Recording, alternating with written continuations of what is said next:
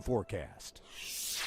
We began with a nice sunrise shot from this morning. It was captured by Warren Fault in Augusta County as the sun was coming up over the Blue Ridge. Yes, another sultry day as temperatures climb back in the upper 80s and low 90s. Made it up to 91 at the airport today, currently 87, a dew point of 70, which is pretty high, so it feels like it's still in the low 90s. Sun will set this evening at 7:48. We continue to quickly lose daylight hours, especially as we slide into September here. 85 is the current reading at the Valley Airport in Weir's Cave. Made it up to 88 this afternoon. Some other numbers, we've got 86 in Madison, 86 in Louisa, 85 right now in Palmyra, 87 in Livingston, and 84 currently in Waynesboro. As far as NBC29's Doppler radar, it's been a quiet scan here this afternoon, and as we move into tomorrow, it'll look a lot different, especially as we get into the mid and late afternoon hours. Tomorrow we're going to be out ahead of an approaching cold front, and that will, after another hot day, chase away the muggies, and it won't be as hot as we head into the mid and late week, so that's some good news. But in the meantime,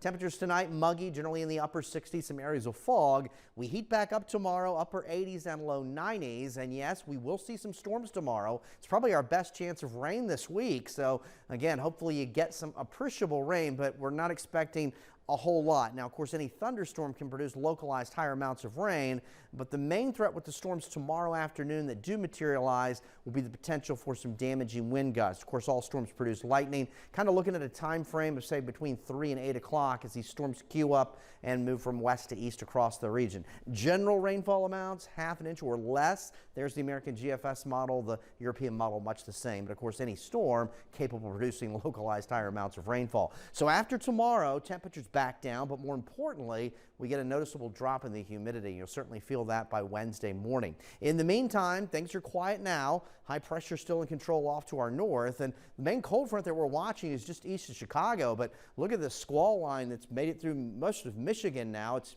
moving into Detroit and down toward portions of western Ohio, back into a good portion of Indiana now, and that line of storms will again weaken here tonight, and then the front moves a little closer tomorrow. It'll set off its new round of showers and thunderstorms in this warm and soupy air mass that's in place. And yeah, it's still pretty soupy for us right now, but by Wednesday it'll be a lot different in terms of a big drop off in the humidity. Well, wanted to show you some activity that's well out in the eastern Atlantic, but my loop's not going to take me out there now, but we are watching some tropical activity, and right now no major threat to any landmass, but we could have a depression here in the next couple of days well out in the central Atlantic. Temperatures in the morning will start in the upper 60s. We heat up into the upper 80s and low 90s. Then we watch those storms materialize as we get into the afternoon, especially say between 3 and 8 as they work across the region. Any of those could produce some locally heavy rain and a few damaging wind gusts. And then a noticeable drop in the humidity by Wednesday morning. We'll start in the 60s, afternoon highs generally in the mid to upper 80s. So mostly clear tonight, muggy,